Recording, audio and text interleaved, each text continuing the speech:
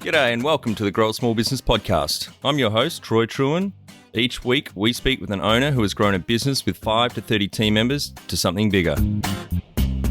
Diving into their numbers and unearthing the pain they've experienced, we explore what they did to overcome each barrier and what they would do differently from day one. Let's get into it. Welcome everyone. Today I'm interviewing Ben Cashman from Tinkle, based in Hobart here, Australia. Thanks for your time today, Ben. No worries, Troy. Thanks for having me. Let's start with how we know each other. So back in August 2020 on episode 34, I had your wife Kate on the cast talking about Mana Studio that I think they had bought earlier that year and had really turned it around and changed the business model.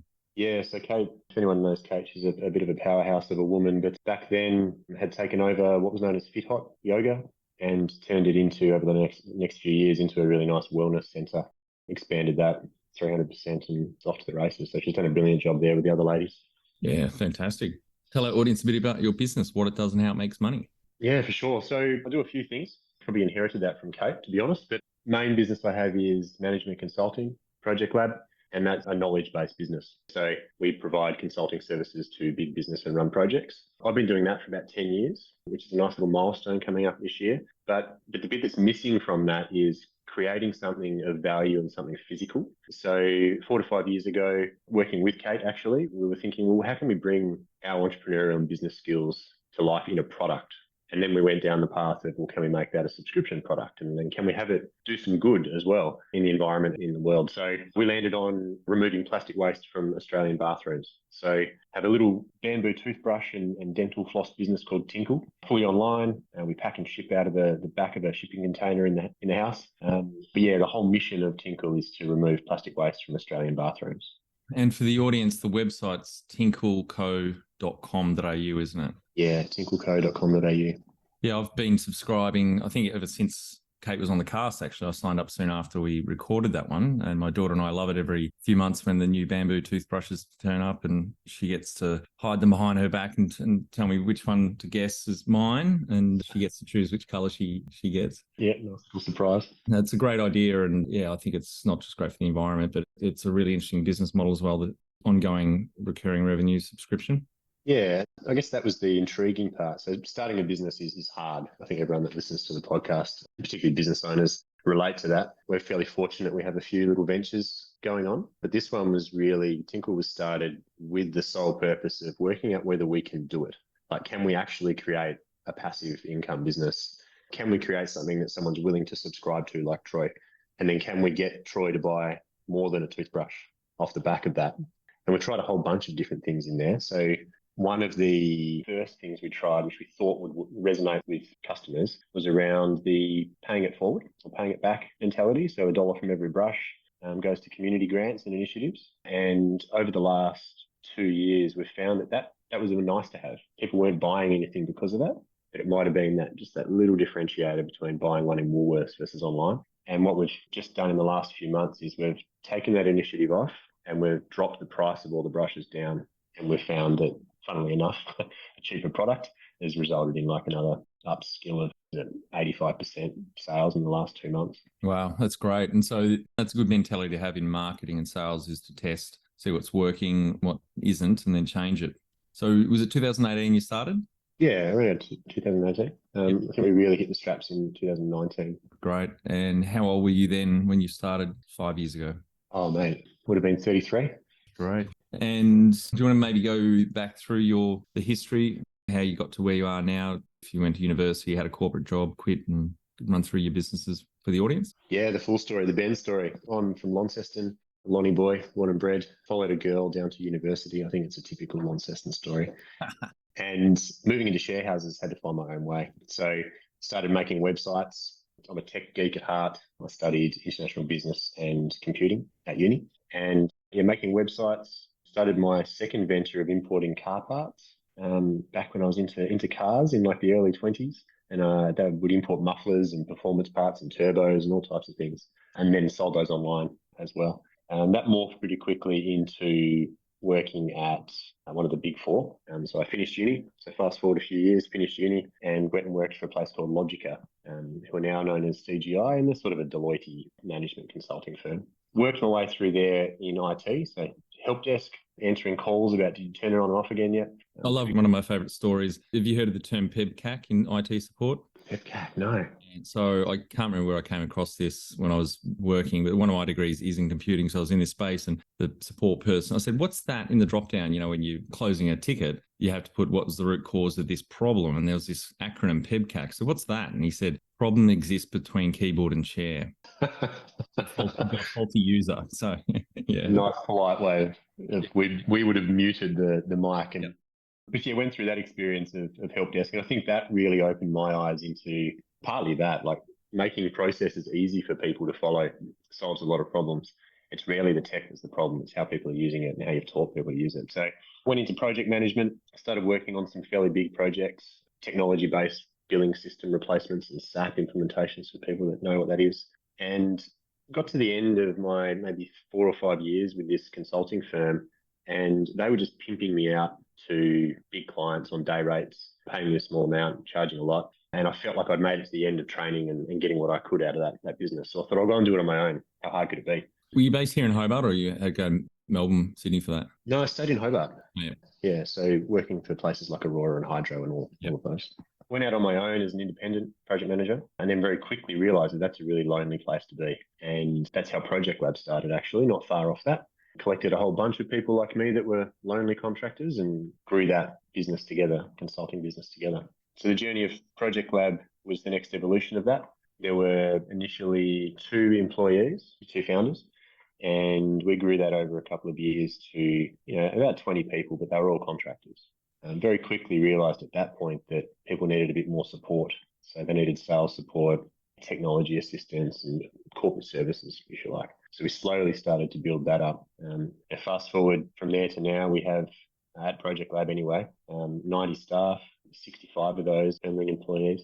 And it's a very different business as it was back then. Yeah. And what year did you start Project Lab? 2013? Yeah, 2013. Oh, well done. That's great growth. Yeah, just ticking on 10 years this November. It's great. And you've got another business? Yeah, there are a few. So Tinkle, talked about at the start then. Also have an interest in electric cars. And 6 years ago, found a bunch of old tinkerers who were converting their own cars to electric, but we had nowhere to charge them. So we started Electric Highway Tasmania. And off the back of some really good government support and federal and state and a bit of a push from the team, we've now put in 22 chargers around the state. I think everyone that pays attention to the news can see the shift that we have in electric vehicles and charging infrastructure. And yeah, so that one is going really well. I've actually just stepped down as a director from that one. And that's a for-profit business? Yep. Great. And at the end of the year, there'll be 30 charging stations, fast charging stations around the state. And it's really into that, filling the gaps of the network now. So yeah, there's the charging network and also part ownership in a yoga studio. So I think there's a bit of yin and yang going on there between fast electric cars and then coming back and doing a bit of a stretch routine. Yeah. Right. That's not the Mana studio, is it a different one? Yeah, it's Mana. Just gone through a bit of a rebrand to Dara, and Kate and some other owners there as well involved in that one. Right, fantastic. And do you have some key numbers you can share to illustrate the growth of maybe the main 2 businesses or all 3? Yeah, they're all very different. So Project Lab, a consulting business, is all about billable hours. So we track between 5,000 to 6,000 hours a month, and then the number of projects that we're working on there. So over the last 12 months, we've doubled the projects in that space. We deliver about 350 a year of varying sizes and about 6,000 to 7,000 billable hours a month, which is quite cool. But the really interesting one is the e-commerce that sits behind Tinkle, right? So starting that out, as we mentioned, just seeing whether we can do it and then launch a business that could move subscription, potentially be passive and solve the problems. It's a bit like the who gives a crap toilet paper mentality, right? What we track there is repeat customers. We have about 95% repeat purchase. We look at conversion in different parts of the funnel. So from the email list, we have about 2 to 3% conversion, and then hitting the website. Once people hit the site, we have about a 20% purchase rate, which is amazing. That's phenomenal. And that helps us really focus on our energy, right, of where we need to look. So if we can get more eyeballs on the website, we know that at least the messaging on the site is resonating. Yep.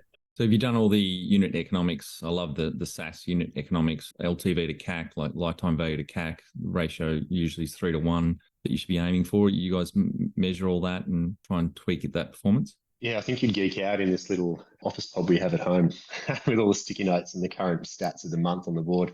The two main metrics we're driving for, the size of cart, if you like. Because we have subscription, we can influence that through upsell into the subscription pack or do different deals there. So we're trying to go from, the current one is $17.50, and our strategy over the next year is to get that up to 25. And we've found that people will generally stick with us for 12 to 15 orders in subscription. And that takes into account all of the once-off purchases as well. Right. Fantastic. What about number of full-time team members you started with at Tinkle and where you're at now? It sounds very passive and more of a side hustle. So yeah, definitely a side hustle. So Kate and I, my wife and I, are the only employees that work there, if you don't count the kids. I was going to say, you haven't got kids packing orders. Sometimes they do. You have to double check you get an adult brush when you should. Yes. So no, just us. That business is on a build to sell path.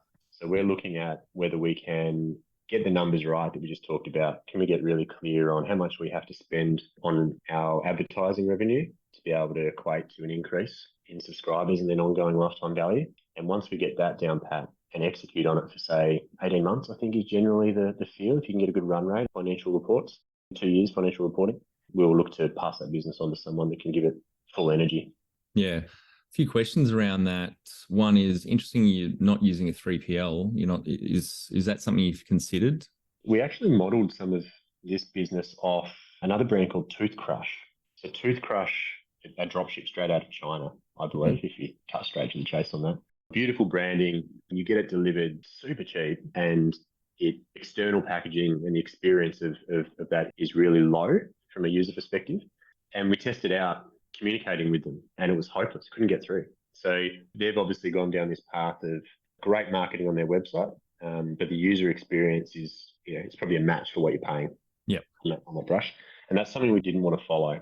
So we have all of the brushes produced overseas. Unfortunately, that's the cheapest, or most efficient way to have them made next to where they harvest the bamboo. We did find a manufacturer a forest in Queensland who has bamboo, but I don't know if he was a bit too hippie, couldn't quite get back to us. So if we can find a close place to get bamboo, then we might bring onshore production. But at the moment it's overseas. We get them all shipped to our place here in Hobart, and we have a little pack and ship container set up where we just do it all after the kids go to bed, so to speak. Well, I assume most of the orders will be going on the mainland. Is that something down the track you might look at putting it into a 3PL, even warehousing and dispatching from there? Given that we're looking to ship to sell the business, that's probably a good value prop that we would leave to the purchasers to invest in. I'm probably reluctant to do that now because of the drop in customer experience. Yeah. And my second question was on the marketing side, where are you mainly focusing or throwing your paid marketing at? Like Facebook, I assume, would be a big one for you guys, and Instagram even? Yeah. Instagram has a really good hit ratio, particularly with female demographic. And Facebook for more impulse buying. So if we do impulse ads and free shipping until midnight type ads, Facebook tends to have a better hit rate. Yeah.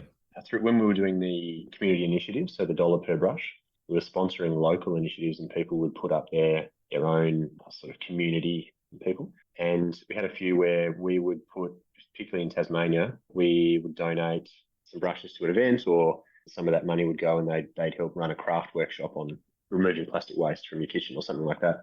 We actually found the hit rate was really high in those events. Almost 50% of the people from those events in Tassie would go onto the site and buy something. Wow. Yep.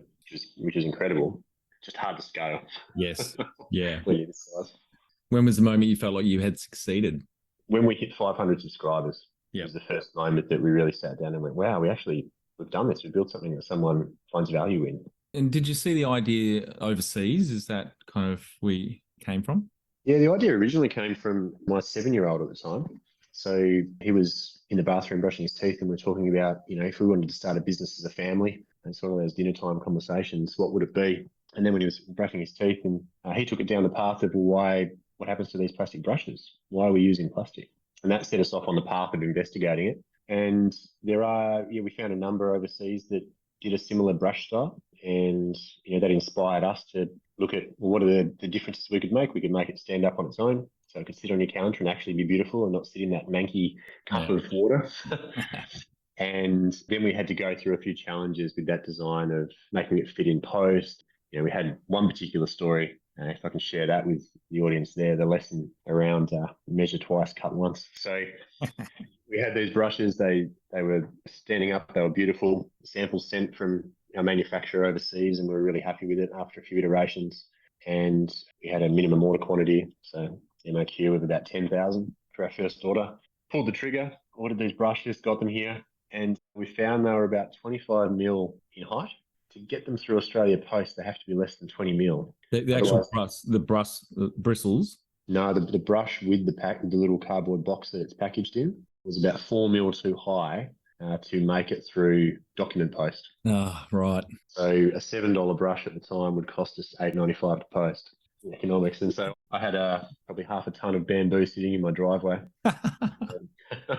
Couldn't post it. So what did you do with those 10,000?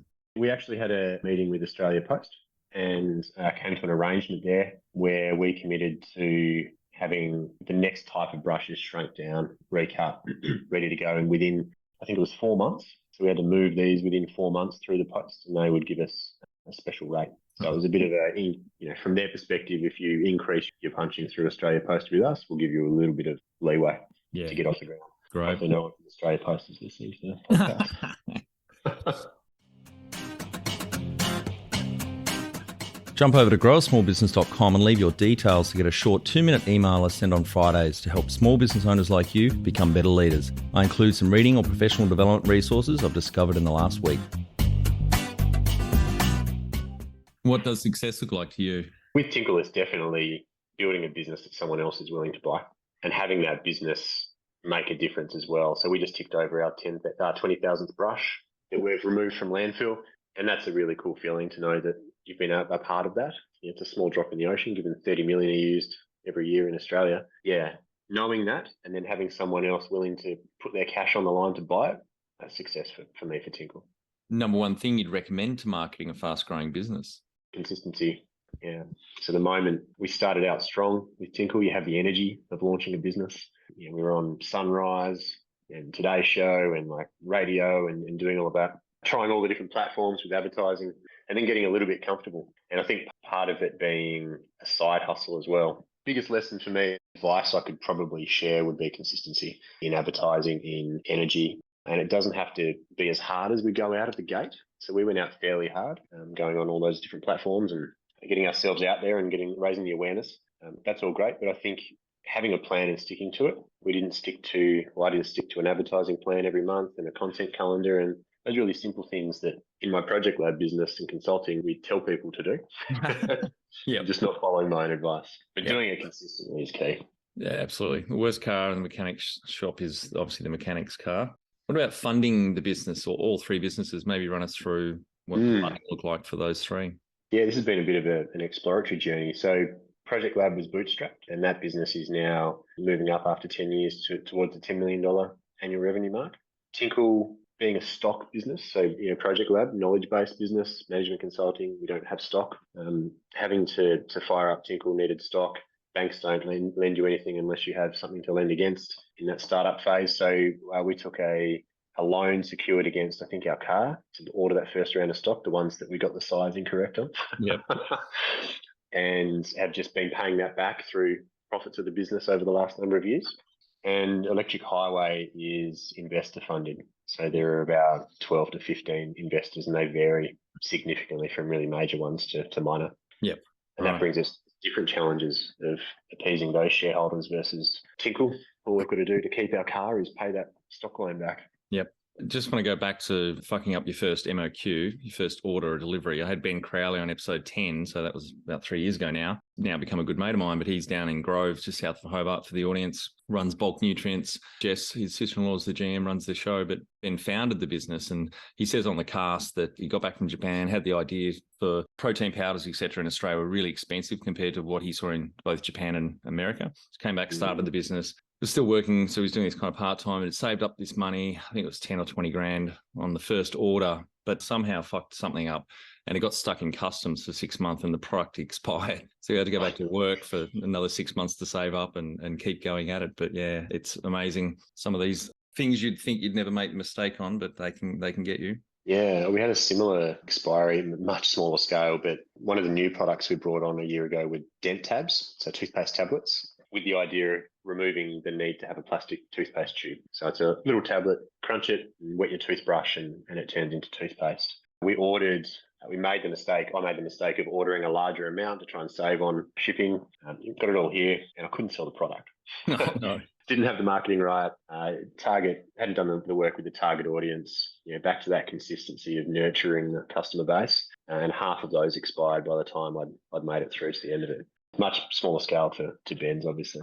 Yeah. Out of interest, they are Australia Post's biggest customer in in Tasmania by a factor of 11. He says this on the podcast. And they're in the top 10 for express post parcels in Australia as well, all based down in Grove. I think the interview 3 years ago, they were doing about 27 million top line, he said, and they've grown a lot through COVID since. So great e-commerce success story hidden away in the bushland of south of Hobart. Yeah, that's amazing. And the fact they were able to get on and sponsor the Jack Jumpers launch and really get behind that Tasmanian story too. Yeah, I've got a lot of respect for Ben and his team. And they do a lot of work in the community as well, which is great to see. If you were to start up today with plenty of funding, would you go into your industry? I thrive a little bit on the challenge of starting something. I think part of that is why some of those businesses were bootstrapped. Drives really well at good accountability. If I had plenty of funding, I would definitely take a punt on a software business or another product business. Recurring revenue models. Yeah, and I aim to put that into long-term ROI. Yeah, me too. That's what I would do if I could go back, jump in the DeLorean and go back in time. That's it. Although with Bitcoin and crypto coming back, it might be a good investment at the moment. I looked it up yesterday. It's bounced back up to $28,000. I can't believe it. But I guess everything that's going on with economies around the world, people are giving it another crack. Can you outline the most stressful point in your small business growth journey so audience can learn from it? I've had a couple. On a smaller scale, that period of ordering the toothbrushes with Tinkle, getting them here off the back of the truck and watching it drive away, and then realising we can't send any. Yeah. That was pretty stressful. Not as much from a scale perspective. Pretty privileged that it wasn't a huge investment to do that, but more of I think I fucked this up. Maybe I can't do this. So I think my ego took a bit of a hit on that. Yep. So luckily we were able to work around it and problem solve it. The other slightly bigger lesson personally and stressful point was Project Lab's gone through a number of leadership changes over the years as we've grown and people have come in and made their mark and rolled on to their next adventure. And about 9 months ago, the leadership changed at a point where I took back about 80% of the ownership and responsibility of Project Lab. So it was a fairly stressful point personally, sitting down and realizing that, we've grown this together to 90 staff and running over 350 projects a year. And now there's the weight of responsibility on top of that. Yep. What area in business do you feel you've had to work on the most to add the greatest value? Definitely my leadership through a non-authoritarian way. So leading the right way from the front, that's been my biggest focus for the past 12 to 18 months, and developing leaders to come with me, not telling people what to do, but just getting them to come along. Yes, that authoritarian, respect my authority, a la South Park, doesn't work. Tried it, got the T-shirt. Out of interest, what did you do to swat up on your leadership skills? What training did you undertake for that? Yeah, I was actually part of the Entrepreneurs Organisation. I'm not sure if you're across that, but it's founders and owners. That's Gino Wickman's Rocket Fuel, Traction, etc. That's EO, isn't it? All part of that, yeah. So I was part of the Melbourne chapter there, and a few other very large Tassie businesses, their founders are as well. And it was just it's run on Gestalt principles. So no one goes in to give advice, you only share experiences. And it's a non-threatening way to share your weakest 2%, things you don't share with anyone else. And then the team, generally a forum of 8 in non-competing businesses, will share their experience of a similar situation. And you get 8 of those stories, or 7 of those stories, including your own, and you just pull your learnings from that. I did that for 3 years, flying in and out of Melbourne for that. And that really set me up to have the empathy I needed to be able to learn and guidance from those way more senior leaders. Like some of those businesses there were 50 plus million, and me with my little 1 to 2 million at the time. Yeah. Trying to play in that same field. But yeah, I learned a lot from those individuals. What have you enjoyed the least about managing fast growth? Cash flow. My God. Yeah, so growth sucks cash. And I've learned that the hard way, I think, by being on the line, the death line, as I call it, a number of times, in all businesses, actually. So it shouldn't be any new lesson. Mm-hmm. But yeah, the Project Lab, if I could talk about Project Lab in this sense, because we have staff and operational costs there much higher, the shift to an employee first strategy. So 3 years ago, we were 95% contractors. So low operational overhead, fairly safe business model like that, but don't have the control. It's hard to build the quality and consistency over delivery. There's no succession of junior ranks all the way through to seniors. And it's a transactional business. So really wanting to push Project Lab into a space where it was a consulting organisation built for Tasmanian businesses and tailoring solutions to help them achieve their goals long into the future. And it's not relying on Ben being around in the future. Needed to shift to an employee-first model. Now that shift, we're now 60, so 2 to 3 years on, we're 60 employees and we've made the shift. It means that everyone needs to be delivering projects. It means we need to be tighter on our utilisation. We've got to have the management systems in place to report on that and control it. And it forces a business to grow up like ours. And keeping up with that is a huge challenge. So cash flow and managing that almost daily. Have you read David H. Mace's book, Managing a Professional Services Firm? No, it sounds like I should. It was written in the mid-90s, I think. I'll send it through to you after this. It's a great book if you're running a professional services firm, as you are, one of your 3 businesses. What do you love most about growing a small business? I love different things about each of the 3 businesses.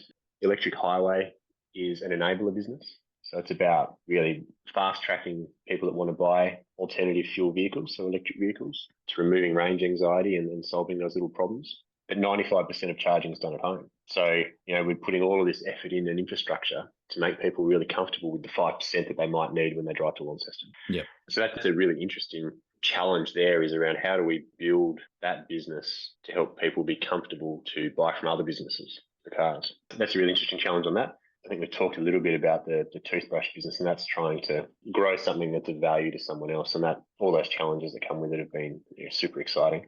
And the Project Lab is pretty fortunate that Project Lab's come out of the small business phase in the last couple of years. The thing that I love most about that business and the size that it's come to now is that when I look out amongst the people in the team now that are the leaders in the business, and they're growing into their space and they're owning it as if it's their own business, it's super rewarding, giving them the space to step into their own leadership space. Yeah, no, it is a great thing. And just of interest with Electric Highway, is it a medium to long-term threat with technology catching up with you guys that, charging stations may not be needed in the future? I read something the other month. There's a car out of Scandinavia that's got solar on the car, and if left there during the day, it can charge mostly itself. Is that something, I'm sure you guys would have thought about it, but is that a medium term? Yes, definitely on the risk profile, and even technology like wireless charging coming in, and some cities are trialling that at traffic lights. So when you're waiting, you're charging up. They have trucks that charge while they're on highways in America too.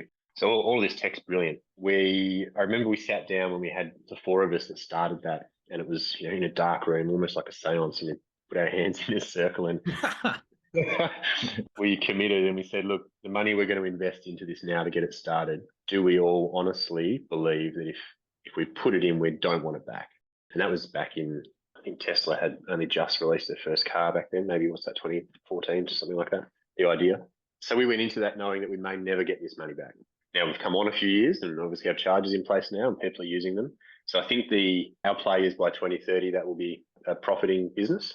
And we're a couple of years ahead of schedule according to the trends. But the modelling shows that there will always be a need for chargers, whether it's fleet vehicles, pick taxis, Ubers. Eventually we'll get to more motorbikes and different function vehicles. I think just the way we use it will be different. Yep. What has been the biggest mindset shift for you in your small business growth journey? Realising that your own shit stinks as well. So the quality of the work, if we look at the consulting work we do, the essence of that work is going in to help solve a client's problem. So a small to medium business has a challenge, we'll go in and help unpack that and solve it with them. The client's expectation is the one that matters, not what we think good looks like. So the consulting mindset of a consultant comes in and grabs your watch and then tells you the time. Yep. Yeah, it's definitely the way we operate. But coming in and realising that the work we do, even if we think it is good and it hits the mark, it actually is totally irrelevant. And we've needed to structure ourselves that in a way that puts the client experience and their expectations at the heart of everything we do to make sure we hit it right for them and not for us. The number one habit you think a small business owner needs to develop and maintain? It's easy to get comfortable. So back in the start of our journey, we had a couple of really good months. You might bring in some big clients and projects are going well and the cash is in the bank and people are paying on time, but keeping up consistency with business development, paying attention to the customer sentiment, are they happy with what you're doing, and keeping that going even through the good times will help smooth out the bad times. So that habit of not resting on your laurels. Yep. Can you talk to how you've added people to the team, some wins, mistakes, and advice for those listening? Yeah, my biggest lesson is to hire slow and fire fast, and in a nice way, do it politely. But we have refined our talent acquisition. We've got a process called TAP, which is talent acquisition process. And that's been really refined over the last few years. Instead of focusing on technical skills to do a job first, we focus on, are you a cultural fit for Project Lab and our clients? And we have 9 what we call core competencies that we look at first. So leadership, adaptability, problem solving, communication, all those sort of soft skills around making someone a good person. Because we've found that some of the mistakes I've made in the past is hiring people that are technically brilliant, can go in and prove to you that they've delivered a thing or they've run a project or recovered something that's gone down the toilet for a client. But you get them in and they can't talk to anyone, or they've got a touch of arrogance because they've done it before, and we haven't done the right checks, personal space. And we made a number of hires that were technically brilliant, but just were a really bad fit for us and clients, and paid in the long term for that. Yep. Yeah, it's hard, isn't it? But it's very important. Put cultural fit first. Yeah, absolutely. What are some of the things you recommend to building a sustainable and kick-ass culture to help with the growth? Yeah, I have a good friend of mine, Tristan White, who runs the Physio Co. And based out of Perth. Well, nationally, sorry. He's from Perth. And he coaches on Culture is Everything. Has a great book called Culture is Everything. Yeah, Ben, I just looked it up. We actually had Tristan on a Quickfire Friday cast in mid-March, episode 331. And I've got him. I'm actually interviewing him for this main cast that we do. So I didn't realize you knew Tristan. Yeah, I won't steal his thunder. Yeah. But he has some really great nuggets of info there. The ones that we've really picked up is to have the culture. Don't try and force culture. So when I've in particular at the start of my journey with Project Lab tried to dictate the culture I want in the business with people that were already in it, it didn't go well. And we've flipped that around now. And what we do is enable people within the business to step up if they want to jump on a social committee, or if we're looking at the moment, one of the key things we're looking at is diversity and inclusion in the business. And how do we move away from what's legacy being this middle-aged white man consulting business into one that has many more great minds from all different cultures and genders and all types of things. Culture comes out of those hiring practices. So we put a lot of effort in making sure we change our channels to hire. So we're looking in the right areas to get the diversity we need, not just at Ben's LinkedIn profile. It's all the same. Focusing on the hiring. Tell our audience how you've handled balance. I love exercise and CrossFit, so I think I throw myself into that. But booking the personal time and family time first for me. So locking that away, and then everything else fits in around it. Yep. Yeah, it's like the big rock and the sand adage, where you fill the jar with sand and you won't get any chance to do the important stuff. Put the important rocks in first. And for me, that's the self-care and family. Stephen Covey, I think, that wrote that. Yeah. And how much professional development have you invested in yourself? I count a lot of my EO time, Entrepreneurs Organisation, as that development work. Not enough, but I think there's ever enough. Then it's part of that balance, isn't it? Continually working on yourself. Have you had mentors or coaches along the way? I have, yes. Generally for short stints though. So I have used Culture, a bit of a check and balance, some EO leaders out of Brazil for moving the business through stepping stones. So out of the 1 million mark, above it, hiring from 10 to 20 people, and the big jumps that comes with needing to have systems in place and processes, and then in the sales space as well. Do you have a board of directors or advisors? No, so not with Project Lab. So we have board of directors with Electric Highway, because we have a larger investor base and being an infrastructure business. But no, it's something that we're working on with Project Lab in the planning phase. We just want to make sure that we do it because we have a reason to do it, not because we feel like we're big enough to have a board. I'm not sure what that reason is yet. I guess that's the key. Yeah. All right, Ben, we're on to our final 5 questions. What do you think is the hardest thing in growing a small business? I think for me, realizing that we're hiring all these smart people to do these great things to help the journey of achieving the vision, and the business will actually do better if I step back and let them do their thing. So me realizing I wasn't the smartest person in the room, Even though I've got that, the founder's energy and the aura that you bring with it when you have a bunch of people in your team. But the hardest thing was letting other people take it in the direction that technically we've hired them to take it, right? Yep. And it always works out. It always works out way better. Yeah. Favorite business book which has helped you the most? Yeah, about hard things. Ben Horowitz. My favorite bit in that book is, if you've got to eat shit, don't nibble. I was running around Christchurch, New Zealand at the time, listening to it, and I had to stop because I was laughing my head off. It's just the perfect line. Yeah, that's so true, isn't it? Yeah. Just jump in and just get it done. Yeah. But some of the really big lessons I've pulled from that is, if you hire someone, you should fire them. Delegate that to someone else. It's a pivotal moment in someone's life. And the way that he fronted up through those really difficult parts of his business journey when it was all going to shit effectively, and going and doing the road shows and being out there and being front and center through the really difficult times of business has lifted that business, his multiple businesses up. So you're not shying away from those hard conversations. Any great podcasts or online learning tools you use for your own professional development? I think everyone has to get onto your podcast, don't they? Thanks, they're already here.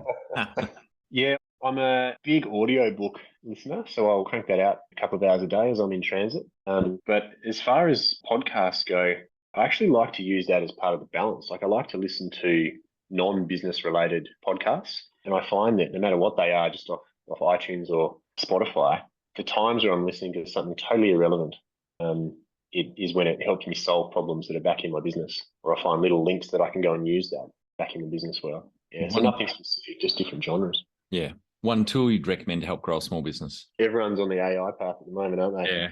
We'd actually use a lot of AI in our businesses, which is interesting. Not yet. The one tool that I use personally is Todoist. So simple to-do list app, but it's grown over the years into a really powerful life scheduling tool for me. And the way I use that is integrated into everything I do. Keeps me honest, keeps me on track. And those little accountability reminders that come through every day to say, hey, you've got to do A, B, C. Yeah. Finally, my favorite question. What would you tell yourself on day one of starting out? It's going to get hard before it gets easy. So stick with it.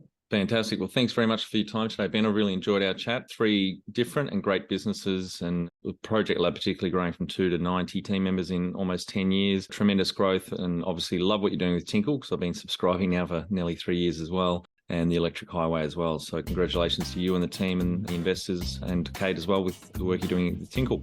Thanks, Troy. Appreciate having me on there. That's it. Thanks for listening. Please leave a review in iTunes or whatever platform you listen to us on. It means more small business owners will find our cast and help people with their business growth journey.